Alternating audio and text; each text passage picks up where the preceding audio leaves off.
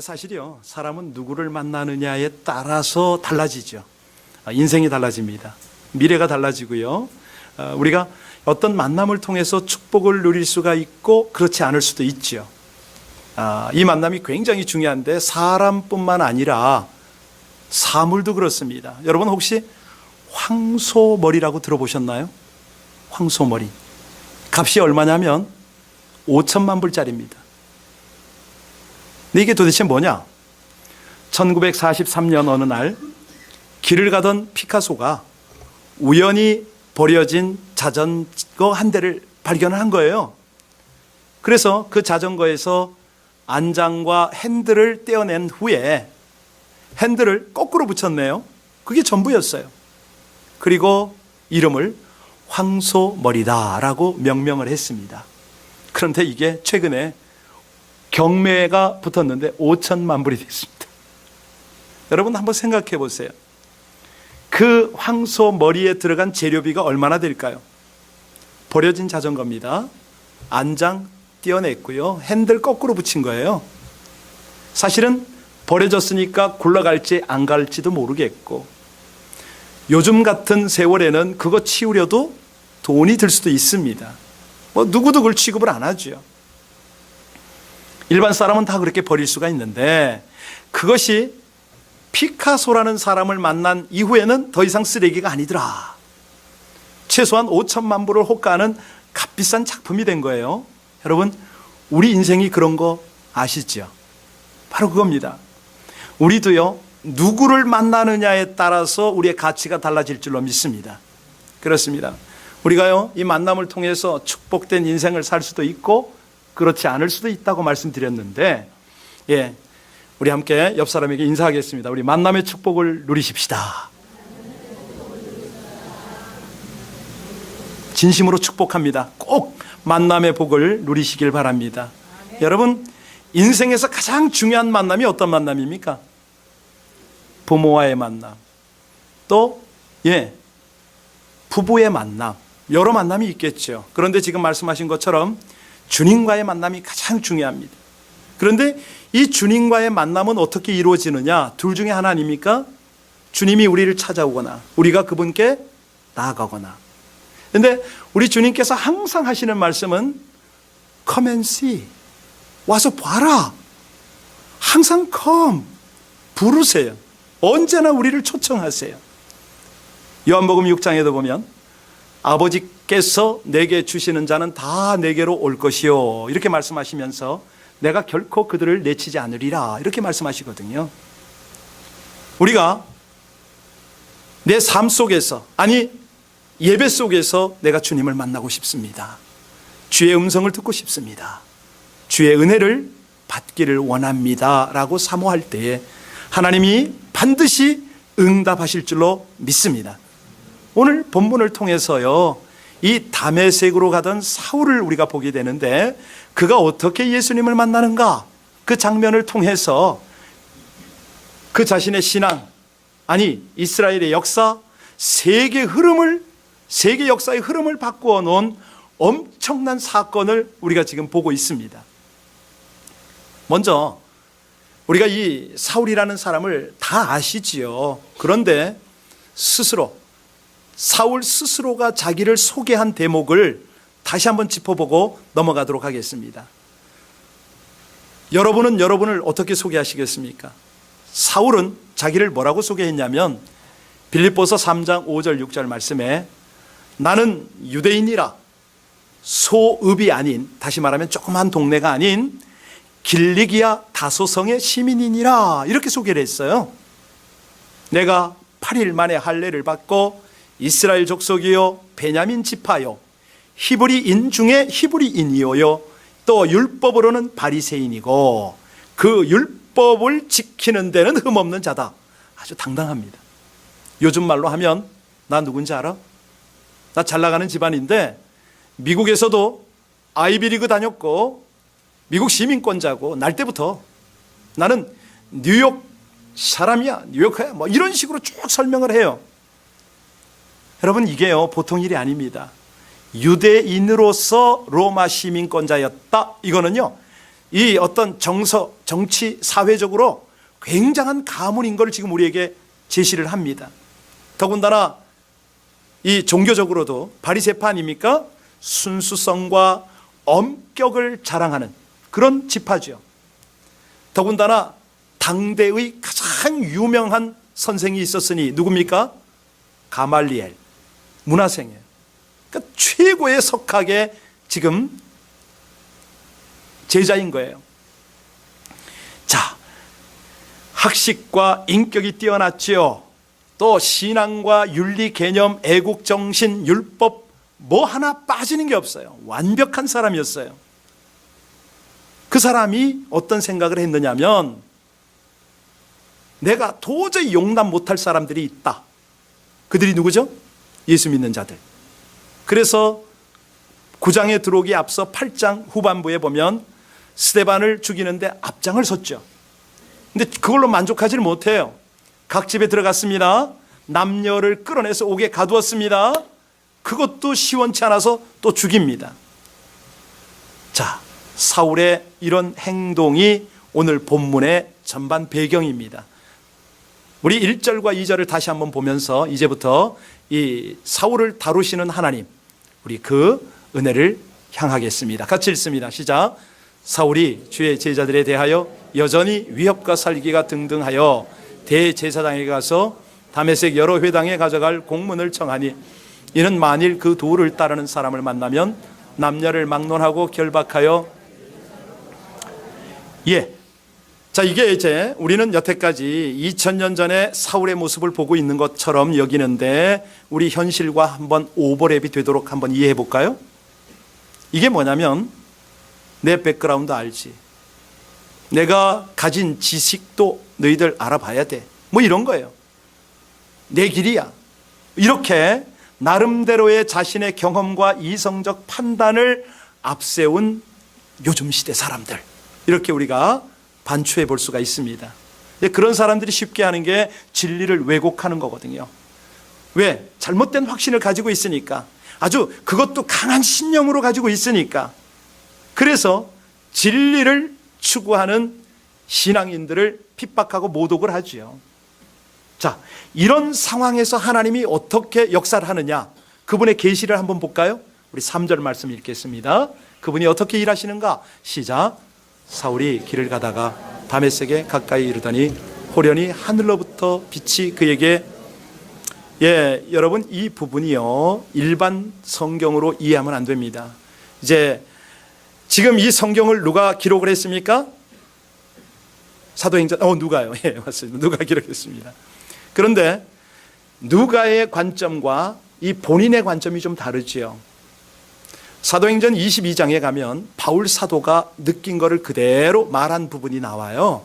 거기 보면 뭐라고 그러냐면 때가 정오인데 시간을 넣어줬어요. 그리고 햇빛보다 더 밝은 빛이 자기를 둘러덮었다, 이렇게 말합니다. 여러분에게 질문합니다. 햇빛을 마음껏 정확하게 바라볼 수 있습니까? 몇 초? 안 돼요. 그런데 지금 사울은 뭐라고 그러냐면 햇빛보다 강한 빛을 봤답니다. 시간적으로 어느 때요? 말이 됩니까? 이게 믿어지세요? 뭐 이런 표현이 다 있어. 여러분, 우리는 이해 못할지라도 하나님의 경륜과 섭리는 이렇게 놀랍습니다. 청년들이요, 빛이 몇 종류가 있다고요? 빛이요, 눈으로 보는 빛이 아닙니다. 안 보이는 빛이 더 많아요. 가시광선, 감마선, X선, 그 빛을 볼 수 있습니까? 아무도 못 보죠. 그러니까 여기 지금 정말 강력한 하나님의 빛은 함부로 볼 수가 없어요. 볼 수가 없다, 이 말을 가리키는 거예요. 그 빛은요, 천국에나 가서나 확실하게 알게 됐는데 찬란하고 영광스러운 광채인 거예요. 물론 이제 가끔 기도 열심히 하시고 성령에 사로잡힌 분은 예배 중에도 빛 보는 분 계세요. 강단 뒤에서 여기저기서 뭐 이런 건 아는 사람, 경험한 사람밖에 이해를 못할 텐데, 여하튼 간에 본문으로 들어가면요, 이 빛 때문에 사울이 땅에 엎드려졌다. 그런데 동시에 그때 어떤 일이 벌어졌습니까? 하늘로부터 소리가 있었다. 4절 보겠습니다. 우리 4절 같이 읽습니다. 시작. 땅에 엎드러져 들음에 소리가 있어 이르시되 사울아 사울아 내가 어찌하여 나를. 여러분 가만히 보면 좀 이상한 느낌이 들지 않아요? 빛이 둘러덮고 소리까지 말씀하시고, 야, 이거 기가 막힙니다. 굉장한 은혜지요. 그런데 여기서 우린 이해 못할 일이 있어요. 아니 당신의 사랑하는 백성들을 그렇게 핍박하고, 아니 당신 스스로가 그렇게 모욕을 당했는데 어쩌자고 사울아 사울아 불렀을까요? 이때 주님의 음성이 사울아 사울아 했을까요? 사울아 사울아 했을까요? 궁금하지 않으세요? 좀 궁금하더라고요. 그래서 성경에서 사람의 이름을 부른 하나님의 모습을 찾아봤어요. 여러분 기억나세요? 제일 처음에 누구를 불렀죠? 아담아 아담아 부르셨어요. 그 다음에 또 우리가 잘 아는 믿음의 조상을 어떻게 불렀습니까? 아브라함아 아브라함아 부르시죠. 아니 그냥 어린 좌우 앞뒤를 분간 못하는 그 성전을 사모하는 어린 소년을 부를 땐 뭐라고 불렀어요? 사무엘아. 예, 사무엘아 사무엘아.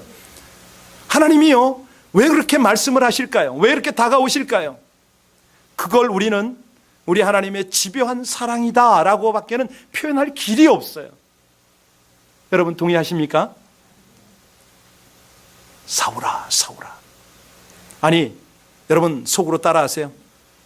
대준아 대준아 저 이름을 부르지 마시고 여러분의 이름을 부르세요. 주님이 그렇게 부르세요. 지금 이 예배의 장소에서 이 말씀을 통해서 우리의 영적 눈이 열리지 못하고 귀가 열리지 못했을 때 이렇게 부르신다니까요. 근데 이제 중요한 거는 왜 부르시냐 이거죠. 왜 부르셨습니까?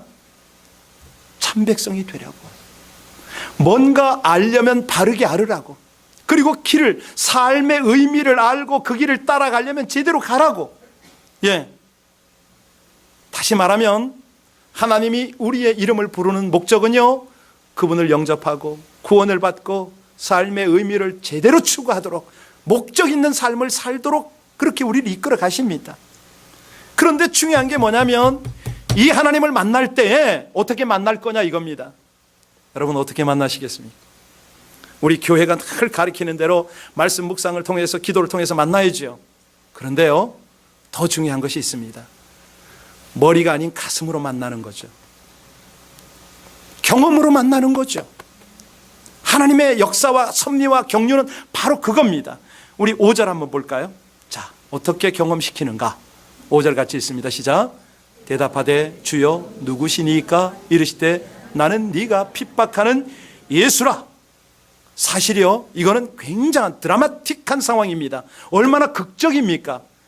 아니 여러분에게 음해하고 여러분을 모욕하고 여러분을 힘들게 했던 사람을 여러분이 이렇게 다정하게 부를 수도 없거니와 혹시라도 불름을 당했다.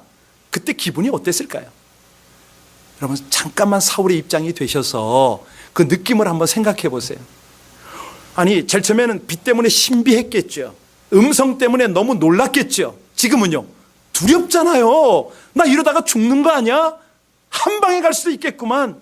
아마 그 상황에서는 바울이 이 사울이었을 때니까 너무 기가 막혔을 겁니다. 이걸 어떻게 해? 신비하고 두렵고. 여러분 바로 그 이후부터 무슨 일이 벌어지냐면 8절부터 마지막 9절까지를 한번 보시기 바랍니다. 무슨 일이 벌어지는가? 자, 8절 9절입니다. 시작. 사울이 땅에서 일어나 눈을 떴으나 아무것도 보지 못하고 사람의 손에 끌려 다메섹으로 들어가서 9절 띄우세요. 사흘 동안 보지 못하고 먹지도 마시지도 아니하니라. 다른 사람 손에 이끌려 갔습니다. 식음을 전폐했습니다. 갑자기 앞을 보지 못하는 상황이 되어버렸죠. 여러분 이럴 때 기분이 어떨까요? 어이가 없잖아요. 두렵잖아요. 깜깜하잖아요. 다시는 눈을 못 뜰 수도 있겠다. 내가 왜 이러지? 내가 하나님께로부터 천벌을 받았나 보다. 별 생각을 다 하고 끌려갔겠지요. 그런데요, 바울은 그 수준이 아니었습니다. 얼마나 하나님을 지식적으로라도 알고는 있었잖아요. 그래서 그때 저는 제 나름대로 생각할 때는 영적 소경임을, 자신의 실체를 이 바울이 그때 깨우쳤을 것이다, 이런 느낌을 하나님이 이 말씀을 묵상하는데 그걸 주시더라고요. 사실 훗날 이 사건을 돌아보는 바울이 뭐라고 고백을 하냐면, 디모데 전서를 통해서 나 하나님을, 주님을 해방하는 해방자였어. 나는 주님을 핍박한 핍박자요. 나는 포행자요. 내가 원래 율법적으로 흠이 없고 도덕적으로 예수 믿는 너희들보다 내가 낫지 않냐라고 내가 너희를 정죄할 자격이 있다고 생각했댔는데, 그래서 살기 등등하게 핍박하러 다녔는데, 주님 만나보니까, 주님을 경험하니까 이게 아니었다라고 비로소 자신을 바라본 겁니다. 여러분, 질문합니다. 정직하게 대답해 주세요. 사람이 왜 교만합니까? 왜 함부로 남을 비평하고 정죄합니까? 모이기만 하면 왜 남을 판단합니까? 왜 그렇죠? 자기를 몰라서, 자기를 볼 줄 못해서, 자기를 모르니까 그러는 거예요. 그러니까 여러분들이 그런 사람 만나면 아직 신앙이 어리다, 이렇게 생각해 주시면 돼요. 아직 멀었어요. 근데 중요한 건 이겁니다. 왜 자신을 못 보죠? 왜 자신을 못 봅니까? 제대로 자기 지금 바울처럼, 사울처럼 이렇게 봐야 되는데 왜 자신을 못 봅니까? 주님을 제대로 만나지를 못해서 그렇습니다. 머리로는 주님을 아는데 가슴으로 만나지 못하고 경험으로 하나님을 알지 못하니까 계속 그 수준에 머물러 있는 거죠. 아까 일부 예배 때 얼마나 두 분이 와서 새로 왔는데 펑펑 우는지 몰라요. 예배 시작할 때부터 끝까지 우시더라고. 저도 2부 예배 들어오기에 바빴는데 그분들하고 잠깐 얘기를 나눴어요. 그랬더니 그분이 그래요. 내가 내 자신을 보지 못해서 너무 죄송스럽고 부끄럽다고. 하나님을 제대로 만나더라고요. 정말 그렇습니다. 우리가요, 이 사울이, 그때 이제 사울이 바울인가요? 묻길래 제가 대답을 해줬어요. 2부에는 내가 안 놓치리라 마음 먹고 지금 말씀을 나누는데요. 자, 사울의 이름 뜻이 뭡니까? 큰 자입니다. 큰 자. 그런데 이 사울이 이렇게 주님을 만나고 싹 변화가 돼가지고 자기 이름을 뭐라고 고쳤죠? 바울. 무슨 뜻이죠? 작은 자. 이렇게 바뀌는 거예요. 이렇게 자기 실체를 알고 자기를 보니까 바뀌는 거예요. 내가 얼마나 교만해서 내 지식에 미쳐서 살았던가. 그래서 함부로 판단하고, 심지어는 하나님이 구원하시고 하나님이 사용하는 사람들을 내 마음대로 판단하지 않았는가. 이걸 이제 절절하게 깨달은 거예요. 그러고 나서 간증하기를 뭐라고 간증합니까? 내가 죄인 중에 죄인 중에 죄인이라고, 죄인 중에 괴수라고 자기 그렇게 고백을 하잖아요. 여러분, 다시 한번 부탁드립니다. 하나님 앞에서 저와 여러분 자신을 돌아보며 사시기를 주의 이름으로 축원합니다. 그러면요, 절대 허물은 나에게만 있고 다른 사람에게 있지는 않습니다. 남편에게 있는 게 아니죠. 제 아내에게 있는 게 아니고요. 우리 자식에게 허물이 있는 게 아니고 우리 부모에게 허물이 있는 게 아닙니다. 허물이 누구에게 있다고요? 그래서 천주교에서 뭐라고 그럽니까? 그렇습니다. 하나님을 경외하게 되면요, 그때부터 우리의 과거, 우리의 상처, 우리의 현실이 다 해석이 제대로 됩니다. 그러니까 여태까지는 내 관점, 내 생각, 내 주체로 모든 상황을 판단하다가 하나님을 제대로 만나면, 하나님께서 그래서 나를 이 가정에서 태어나게 하셨구나. 하나님께서 그래서 저 사람을 나에게 붙여주셨구나. 그래서 하나님이 이 과정을 경험하게 하셨구나. 제대로 해석이 된다니까요. 이 시각과 마음을 가지시길 주의 이름으로 축원합니다. 여기 사울은 며칠 동안 식음을 전폐했다고요? 이 식음을 전폐하면서 무엇을 깨달았을까요? 성경에 이 비슷한 장면이 어디 나옵니까? 요나잖아요. 요나. 그죠? 요나가 3일 동안 물고기 뱃속에서 철야를 합니다. 식음을 전폐했죠. 회개의 기간을 가진 거죠. 아니, 요나뿐이겠습니까? 뭐 많아요. 뭐 우리 주님도 그렇게 그 과정을 통과하셨고요. 그랬더니 그때 이 식음을 전폐하고 금식으로 기도하고 하나님께 매달렸더니 하나님이요, 하나님의 눈을 열어주십니다. 하나님의 귀를 열어주십니다. 그 사도행전 22장에 가보면 사도 바울이 자기 간증을 하면서 뭐라고 그러냐면, 나와 함께 있는 사람들이 빛을 보면서도 나더러 말하시는 이의 소리를 듣지 못하더라. 여러분 오늘 7절 보세요. 7절에 한번 가서 보시면 거기서는 무슨 일이 벌어지냐면, 같이 읽어요. 시작. 같이 가던 사람들은 소리만 듣고 아무도 보지 못하며 말을 못하고, 여기서 보면 사람들이 소리 들었자고 그랬잖아요. 그런데 사도 바울이 간증하는 22장 9절에 가면 사람들이 듣지 못했다 이렇게 말해요. 성경을 좀 읽을 줄 아는 사람들은 여기에 의문을 가져야 됩니다. 그렇죠? 이거 처음 듣는다고 이것도 좀 문제지만 의문이 없었다 이것도 더더욱 문제죠. 그런데 이거는 다른 게 아닙니다. 한글 번역상의 문제예요. 어떻게 우리가 이해하면 되냐면, 자, 소리를 듣는다와 말귀를 알아듣는다, 다르다 똑같다? 그렇죠. 그거예요. 그거. 소리가 들렸어요 분명히. 그런데 주변에 있는 사람은 말귀를 못 알아듣는 거예요. 아시겠죠? 제가 이 경험을 했습니다. 선교사로 나가기 전에 기도원에 간 적이 있었어요. 가평에 가면 한월산 기도원이 있는데 그 성전은 한 2, 3천 명이 들어갑니다. 거기서 예배를 드릴 때입니다. 앞에서 강론하시는 분이 전도사님이셨어요. 이영금 전도사님, 그 이천성 목사님 아들입니다. 이분이 설교를 하는데 뭐라고 그러냐면, 사명자여 내가 무엇을 하느냐 이렇게 하더라고요. 제 귀에 그렇게 들렸어요. 똑같은 톤으로 했는데 2,000명 3,000명이 예배를 드리다가 그 소리를 듣는데 제 영혼에는 그 울림으로 오더라고요. 딱 그 소리를 듣는 순간 제가 충격에 휩싸여가지고 눈물을 흘리기 시작하는데, 설교 시작한 지 몇 분 되지도 않았어요. 그때는 설교 2-3시간 했거든요. 내내 제가 울고 있는 거예요. 감당이 안 되는 거예요. 바로 이겁니다. 소리는 똑같이 들리는데 알아듣는 건 제가 알아들었다는 거죠. 그 자리에서. 이게 이제 은혜입니다. 그냥 뭐 제가 영적으로 민감해서 그런 건 아니고요. 그때 하나님이 그렇게 저를 만나주시더라는 거예요. 그 울림 지금도 잊지 못하겠어요. 벌써 한 30-40년 된 이야기인데 그 감격, 그 감동, 아마도요 여기 사울이 저보다 더 강력한 경험을 한 것 같아요. 여러분, 자, 그러면 여기서 중요한 것은 뭐냐면, 보고 듣는 것이 중요하냐? 아닙니다. 오늘 이 본문에서 우리가 강력한 도전을 받아야 되는 건 뭐냐면, 보고 들은 다음입니다. 그 다음에 어떻게 할 거냐? 은혜를 받은 다음이 중요한 거예요.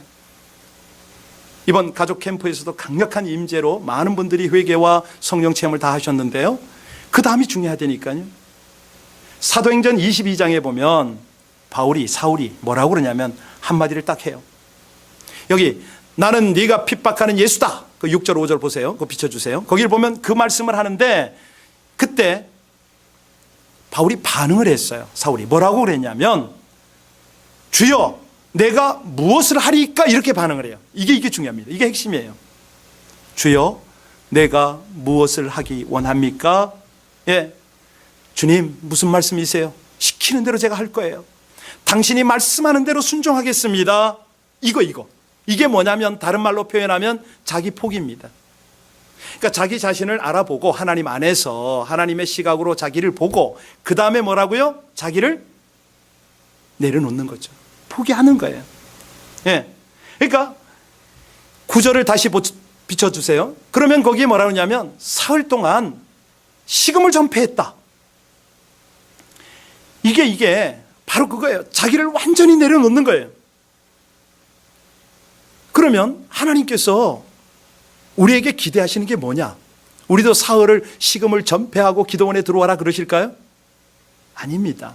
여기서 하나님께서 우리에게 도전하시는 것은 뭐냐면, 때때로 우리에게 고통의 날들이 필요하다, 이 말씀이거든요. 그러니까 우리 집요하신 하나님의 사랑을 좀 내가 모든 것을 내려놓고 한번 좀 경험해봐라. 이게 이제 하나님의 간절한 소망인데요. 그걸 위해서 우리에게 어려움을 주세요. 아니, 이상하게 관계도 없는 그런 상황 속에서 몰려 내가 오해도 받고 핍박도 받고 별 소리를 다 들어. 돈 때문에, 관계 때문에, 환경 때문에 너무 어이없는 고통이 우리에게 다가올 수가 있어요. 그때마다 하나님이 뭘 원하냐면 이런 사건과 고통을 당할 때에 과연 그 과정을 통해서 이 하나님을 만나려고 우리가 노력을 하느냐 이겁니다. 그 하나님을 향해서 나가느냐. 한번 우리 객관적으로요, 이 사울을 한번 여러분이 한번 살폈으면 참 좋겠어요. 저는 이 본문을 보면서 그런 묵상이 되더라고요.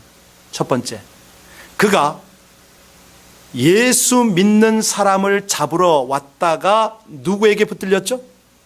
그렇습니다. 그거. 예수에게 붙들렸어요. 이거를 우리 상황하고 잘 오버랩을 하셔야 됩니다. 자, 두 번째, 그가 메시아인 예수를 제거하러 왔다가 어떻게 됐어요? 메시아를 증거하는 메신저가 되었어요. 그렇죠? 이게 이제 하나님의 연출이에요. 하나만 더 할까요? 그가 그리스도인을 박해하는 자였다가 나중에 어떻게 됐습니까? 자기가 박해를 당하는 자가 된 거예요. 이거. 우리에게 다가오는 관계와 상황과 모든 걸 보면서 이 하나님의 경륜과 섭리와 인도를 우리가 깨달을 줄 알아야 된다는 거죠. 하나님이 이걸 원하시는 거예요. 오늘 본문을 통해서 우리가 이 하나님의 마음을 묵상하기를 원하는 거예요. 회심 이전의 사울은요, 세상에서 제일 좋은 조건을 가지고 있었어요.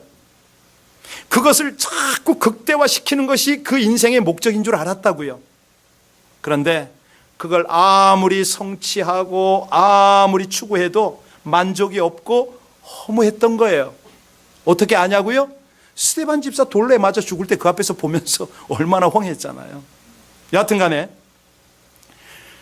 그랬던 그가 주님을 만난 다음에 어떻게 달라졌냐면, 아니 우리에게 뭐라고 권면하냐면 고린도전서 3장 10절에 그런즉 너희는 먹든지 마시든지 무엇을 하든지 뭘 위해서 하라? 예, 하나님의 영광을 위하여 하라. 이게 최고더라. 이게 최고의 가치더라. 자기의 삶의 목적을 우리에게 분명히 밝힙니다. 다시 말하면 인간은요, 사명이 확실하지 못하면 허무합니다. 그러니까 모든 사람이요, 뭘 좀 돈이 됐던 권세가 됐던 명예가 됐던 이것들을 소유하면 행복할 줄 알아요. 착각이죠. 그래서요, 화무는 11홍이요 권불은 10년이다. 꽃이 아무리 아름다워도 열흘, 권세가 아무리 강해도 10년, 아무 소용없다는 거예요. 근데 사실은 이걸 얻지 말라는 건 아닙니다. 이걸 추구해야죠. 우리 자녀들이 잘 돼야죠. 그런데 핵심이 뭐냐면 소유를 얻되 무엇을 위해서 얻냐 이겁니다. 무엇을 하려고 그걸 권세를, 명예를, 돈을 필요로 하냐 이거예요. 오늘 사도 전에 사울이었던 그를 통해서 하나님이 우리에게 계속 강력하게 메시지를 던지고 있지 않습니까? 때로 많은 사람들이요, 고통을 당하면 원망합니다. 남도 원망하고 하나님도 원망하고 그럽니다. 아니, 원망은 안 해도 짜증을 내고 신경질을 내고 온갖 괴로움을 혼자 당하고 남에게 끼치고 그렇습니다. 왜냐하면 하나님의 부르심을 자꾸 인정하지 않고 거역하니까. 가령 하나님이 불렀는데 거역하다가 완전히 망한 사람 성경에 기억나세요? 많지요. 그중에 가인아 듣질 않아요. 망하지요. 방법이 없어요. 사울은 오늘 분명히 돌이켰다고 그랬습니다. 딱 하나님을 만나는 순간 돌이켜서 자신의 실체를 보고 자신을 완전히 비워서 이 하나님의 비전으로 충만하게 채우고 그 길을 갔다고 그랬잖아요. 그러니까 우리는 이 교훈을 말씀을 통해서 오늘 받으면서 우리는 결단해야 됩니다. 네, 하나님, 저희는 겸손히 하나님을 만날게요. 머리로 아는 하나님이 아니라 가슴으로 아는 하나님을 제가 기대하고 사모하고 만날게요. 이게 나가야 됩니다. 여러분, 그렇습니다. 우리가요, 우리를 지금도 하나님의 말씀을 통해서, 꿈을 통해서, 설교를 통해서, 모든 환경을 통해서 우리를 부르시는 하나님의 음성 앞에, 예, 하나님 여기 있어요, 제가 무엇을 어떻게 할까요? 라고 반응을 할 때에, 예, 하나님은요, 여러분을 통해서, 여러분의 자녀를 통해서, 우리 공동체를 통해서 LA를 살리고 또 이 캘리포니아와 미국을 살리고 조국을 살리게 될 줄로 믿습니다. 마치 사울이 바울이 되고 바울이 기독교 역사를, 세계 역사를 주도했던 것과 똑같은 거죠. 오늘 하나님이요, 저와 여러분에게 분명히 말씀하십니다. 내가 너를 부른다. 질병을 통해서, 자식의 아픔을 통해서, 사고를 통해서, 친척 간의 괴로움을 통해서 하나님이 지금도 여전히 부르고 계세요. 결코 포기하지 않으세요. 하나님의 사랑은 집요하다고 그랬잖아요. 여러분, 그 부르심 앞에 어떻게 반응하시겠습니까? 예. 함께 기도할까요? 나를 사랑하는 자들이 나의 사랑을 입으며 나를 간절히 찾는 자가 나를 만날 것이라 하나님 말씀하셨습니다. 이 시간에 함께 하나님, 집요한 사랑의 하나님, 오늘도 설교를 통해서, 이 본문 말씀을 통해서 나에게 도전하시는 하나님, 그 하나님을 제가 경험하기를 원한다고, 그 음성을 들으며 따르기를 원한다고 우리 함께 간절히 기도하겠습니다.